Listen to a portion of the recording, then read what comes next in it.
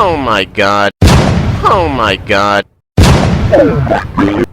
Hey, what up, y'all? This your boy Bruce Leroy, and I just want to make a quick commentary on the Chauncey Gardner-Johnson situation. So, if I'm not mistaken, Vic Fangio, shout out to Vic Fangio, because honestly, I ain't gonna lie to you. Ain't enough apologies in the world I owe this man. I mean, I was up there saying, oh, he's stubborn, he seemed like an old grouch, and the man just solidified himself as a Hall of Famer, a pioneer of the modern NFL defense, and turned our whole organization around. And for the first time in a long ass time, since even Jim Schwartz, but I don't even think Jim Schwartz even compared to freaking Vic Fangio, to keep it real. Players are developing, and young guys are actually getting a chance to prove themselves and not just being ignored because a coach is playing favorites. This dude's actually playing everybody. So salute to Vic Fangio. Out of everybody on the Eagles, I like watching his press conferences the best because he doesn't try to be too politically incorrect, but he gonna tell you like it is. Everybody else is just too politically correct. They try to say the right things so they don't give people bulletin board material, but that's neither here nor there. All right, so let's talk about the situation. So Vic Fangio had the presser. They asked him about Bryce Huff. Basically saying like he's gonna do well on the San Francisco. Talked about the situation that he had with his hand. We don't need to listen. I'm not here to badmouth the guy, but he was not good when he was here, and I'm just gonna leave it at that.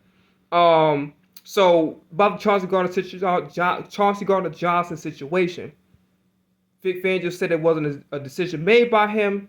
It was a salary cap thing, and he was okay with it, right?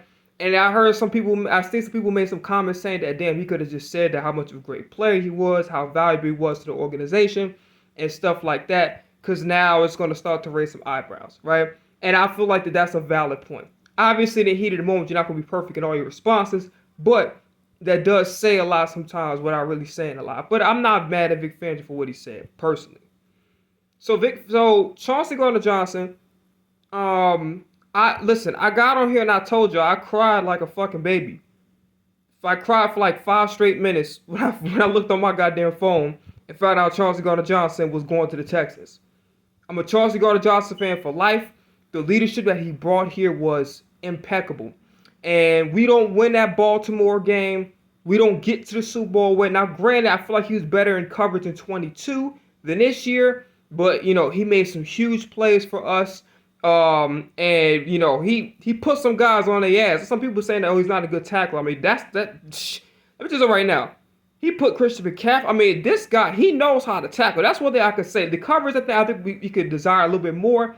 But he got better as the year progressed. He made some mistakes here and there, but he got better as the year progressed. He played through injuries throughout the playoffs. So, salute to Chauncey Gardner-Johnson. He got a fan for life. But, so he responded, Chauncey, I fuck with you. I'm a fan. I'm not here to talk shit about you, bro.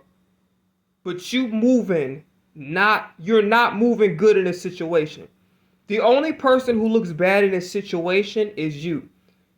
I'm hurt. Some Eagles fans were hurt. I'm pretty damn sure it's obvious that you were hurt. Because think about it like this. How many people would end on not so great terms with the organization? Because you remember the comments that he made about our fans, right?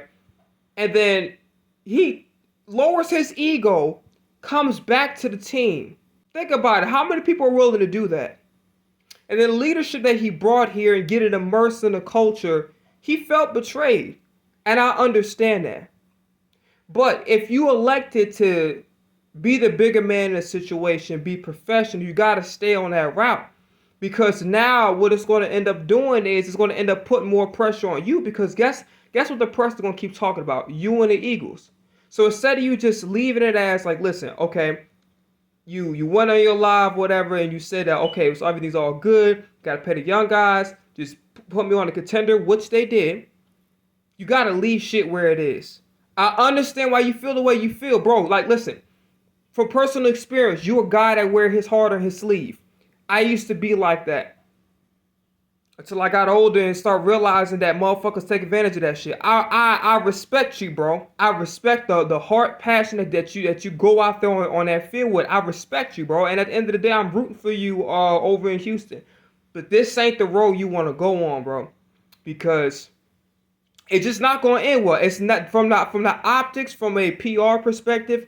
All it's going to do is the press is already annoying as it is. They're going to be even more annoying, pestering you with questions, and then it's going to be a back and forth to, oh, what really happened with Chauncey and the Eagles? Was it really just a salary cap? Was there things going on in the locker room? Were there conversations that never were aired in public? That was, he was doing conduct detrimental to the team. This how this shit gonna go. You don't want to do that, bro. So just keeping a long story short, Chauncey made this is a terrible decision. I understand why he did what he did out of emotion. Like I said, he seemed like he's top guy that wear his heart on his sleeve. But this is not the right move, bro. At the end of the day, moving forward, if I was him, I wouldn't talk about the Eagles no more.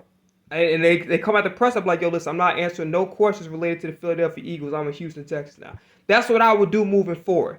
Because the damage is already done. And everybody tried to move about in a professional manner. Could Howie kept you for another year? Yeah. But what's done is done. There's nothing you could do about it. If I had it my way, your ass would be on the team. But I'm not Howie Roseman. I'm not necessarily mad at Howie Roseman for getting rid of you. Disappointed, but I'm not mad at him. I understand. I get it. The business is the business. It is what it is. That's all I gotta say, man. Y'all be easy.